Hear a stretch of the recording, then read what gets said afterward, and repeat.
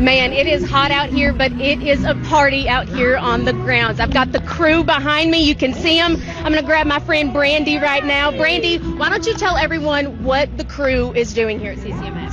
Thanks for joining us here at 11. I'm Maddie Sexton. We've been telling you all week about a slight chance for snow tomorrow, and if that's what you were hoping for, I hate to break your heart. So I'm going to have Matt tell you how it's now shaping up to be a rather rainy Sunday, actually. The Grand Strand and PD will see minimal impacts from weather this weekend, but it is important to remember that slick spots may be seen overnight. Black ice can form on any road, whether it's asphalt, gravel, or dirt, and also along curbs and drainage areas. It's a tradition that has brought the community together during the holidays for years.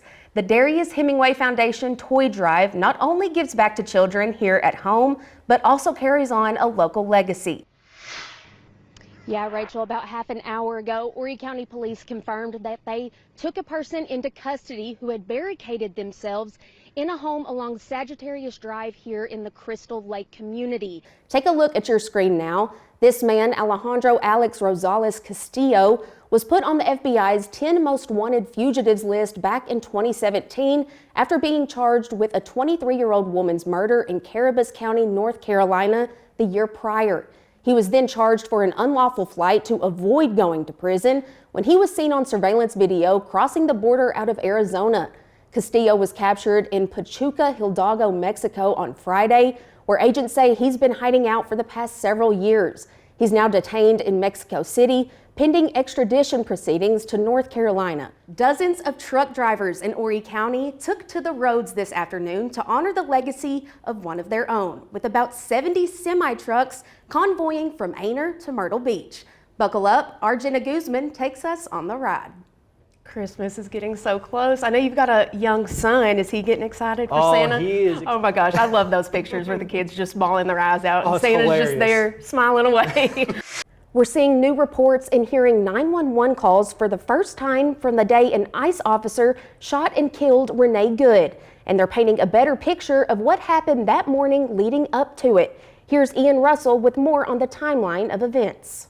President Donald Trump is threatening to impose new tariffs on Denmark and other European countries unless there is a deal to purchase Greenland. The latest move comes as thousands of people in Greenland and Denmark protested the proposal for the U.S. to take over the Arctic island. Jen Sullivan reports on today's rallies and how the U.S. advances are spurring outrage.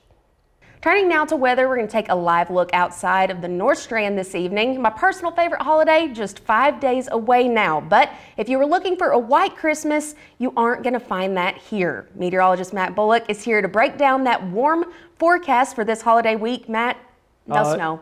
No snow, but you know what? I'm okay with that. The South Carolina Department of Transportation wants your input as 2 bridges in Horry County need replacing. Those being the Olds Reeves Ferry Road Bridge over Stanley Creek and the Old River Road Bridge over Willow Creek. You can share your feedback through February 6th. Comments can be submitted on the project website by mail, phone, or email. In the North Strand, a home was heavily damaged and one person was taken to the hospital after they were trapped inside of a house fire near Little River. Crews say the 2-alarm fire took place on the 1000 block of Grissett Road. The cause of the fire remains under investigation by the Horry County Police Department, South Carolina Highway Patrol, and Calabash Fire Department. First, you don't give us any snow, then you got the rain today, so that's going to cause some trouble on the roads tomorrow. Yeah. And that's all for now. For updates on the stories you've seen, visit our website at WMBFnews.com and download our news app. We'll see you right back here tonight at 11. Have a good evening. That restoration project. Yes, Rachel. So the U.S. Army Corps of Engineers started this project by taking care of a small portion of Cherry Grove, and they've since worked their way up the North Strand coastline all the way to 17th Avenue South, which is where I'm sitting now, and you can see those crews are hard at work behind me getting that sand and bringing it in. Now, as for the rest of Cherry Grove, the city of North Myrtle Beach announced a new Tidewater Points Basin Restoration Plan to restore the dunes from the pier to the point. I'm told the Corps have placed just under 500,000 cubic yards of material so far, with an end goal of 2 million, after making their way all the way up to Surfside Beach. Now, officials say everything is on schedule to begin construction in Myrtle Beach in the next week or two. It's just been moving really fast.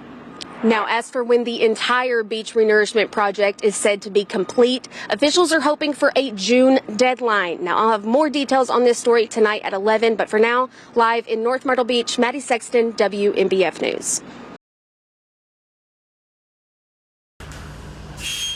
Where all have you taken the bus? To downtown Conway, to the bowling alley in Myrtle Beach, and to Oak Tree Farms. For those who don't know, SOS Care's Oak Tree Farm is an affordable housing complex where adults with intellectual disabilities gain independence by living alone. And this new program does the same thing by training them how to maneuver public buses, paratransit, and even Uber.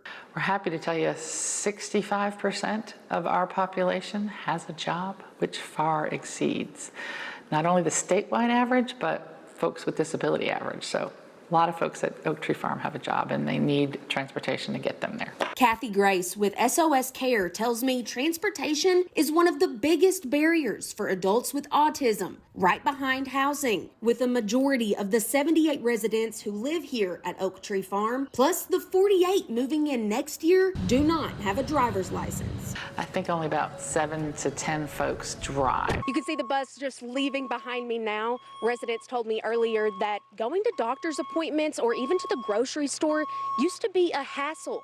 But now with this new program, they don't have to rely on anyone other than the bus driver. I love riding the bus Why is that?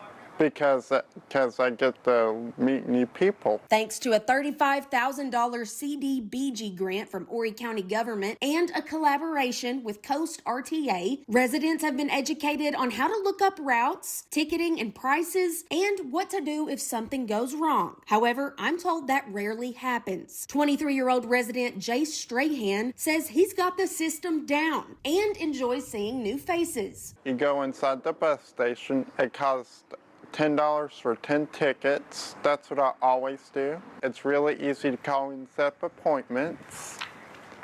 And the driver is really nice and it's really safe. 55-year-old resident Joe Ocasio has been helping some of the younger ones navigate the system, telling me operations can be overwhelming for people like him. Maybe we just need more buses and trolleys for people like us who have disabilities, because we're all different needs. We're handicapped and stuff like that. We have high function, we have low function.